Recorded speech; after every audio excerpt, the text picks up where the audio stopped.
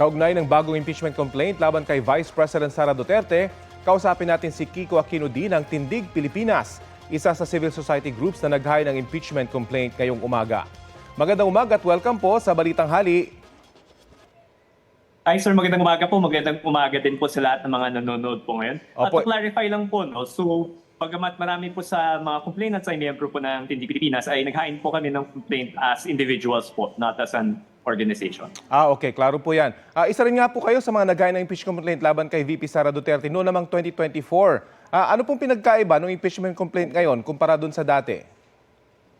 So again po, halos pareho lang po yung hinain natin dahil base nga sa final decision po ng Korte Suprema na lumabas noong Huwebes last week, ay sinabi naman nila na wala silang pinapawalang sala kay VP Sara Duterte. No? So yung mismong proseso lang, yung sinita nila sa nakaraang impeachment complaint. So ang posisyon naming mga naghain ng complaint ay, okay, try natin ngayon ulit na sana maayos na yung magiging proseso dito sa House of Representatives at saka masusunod yung mga bagong patakaran na binaba ng Supreme Court para masagot na natin sa wakas yung mga tanong na since 2024 pa ang mga katanungan ng ating mga kababayan tungkol kay VP Sara Duterte. Siguro yung dagdag lang po ngayon ay yung bagong ebidensya na nilantad po ni Sir Madriaga tungkol sa mga confidential funds at sa ibang anomalya pa nangyayari sa OVP at sa DepEd.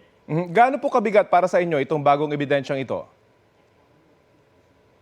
I think it is consistent din po kasi dun sa mga ibang naratibo tungkol sa confidential and intelligence funds, tungkol sa bribery. So I think it's important na yun, meron na tayong affidavit ng isang nagtetestigo tungkol dito bukod sa iba pang nailabas noong Quadcom hearing. So it's very important to add this. But also parang it supplements po yung mga dating lumabas about VP Sara. May mga komunikasyon din po kay Madriaga, pero may mga iba pa po ba kayong pwedeng mag-corroborate dun sa kanyang mga statement? Again po, marami sa mga detalye na lumabas or marami sa ebidensya na sinusubmit natin dito sa impeachment complaint ay galing naman din po doon sa dating impeachment complaint, yung ebidensya na lumabas sa Quadcom, yung ebidensya na inihain din ng House of Representatives ay because we're making a similar argument, we're using the similar pieces of evidence din po. Sabi po ng kampo ni VP Sara Duterte, expected na nila na may bagong impeachment complaint at nakahanda raw silang sumagot. Sa palagay niyo po, wala nang hadlang para umabot na talaga ito sa mismong hearing? We hope so po. So again, ako bilang isang complainant sa nakaraang impeachment complaint at complainant ngayon, ang appreciation ko naman po sa decision ng Supreme Court ay wala naman silang sinabi na nagkamali yung complainants. No? So again, we are trying our best. We're hoping na yung House ay makakasunod sila sa mga bagong patakaran ng Supreme Court para masagot na natin yung mga tanong. Kasi kami syempre naniniwala kami na nagkamali si VP Sara, pero ito ba yung appreciation ng ating Kongreso? Ito ba yung appreciation ng ating sistemang pangkatarungan? So hopefully masasagot na ito para makapagkagaya ng sinasabi ng lahat, pro Sara man o hindi, para makapag-move on na po tayong lahat. Sana masagutan na po ito. Bukod po sa sinasabi niyo mga ebidensya, alam natin numbers game po ito. Palagay niyo nasa inyo po yung numero?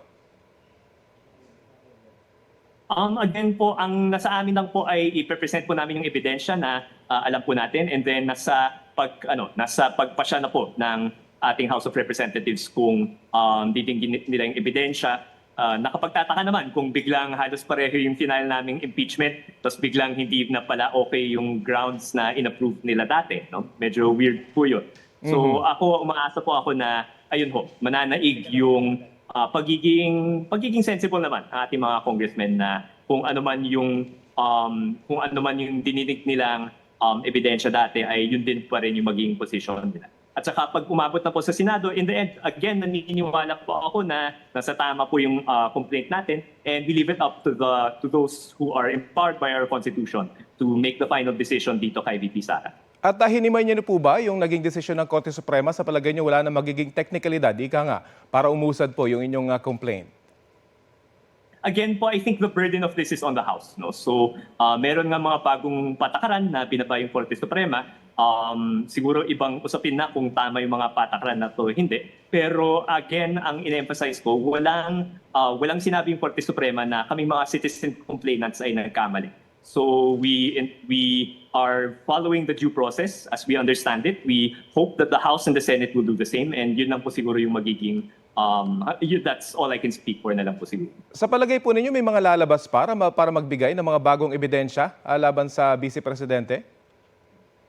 It's very possible na meron nga po. Kasi again, we are presenting the evidence that we have access to, yung mga nakita natin sa mga PODCOM hearings, iba pang mga testimonies against VP Sara Duterte. Pero pag nagsimula na nga po yung impeachment trial, lalo na pag umabot na siya sa ating Senado, ay definitely that trial can take on a life of its own. Baka mas marami yung maengganyo na mag-testify tungkol dito. Okay. At yung sufficiency in substance and form, palagay niyo po, kampante kayo dito sa inyong complaint? Very much so po. Sufficiency. Again, nakapag-file na po tayo dati and we are sticking to the complaints na hindi pa hinuhusgahan ng Korte Suprema pero naaprubahan na nga natin ng House of Representatives na sufficient in form and substance. So we're very confident naman po as far as that question is concerned. Okay, aabangan po natin yan. Maraming salamat po, Kiko Aquino D ng Tindig, Pilipinas. Maraming salamat din po. Maraming salamat sa mga nakikinig po ngayon. Susubukan po namin hingan ng pahayag ang kampo ni Ramil Madriaga.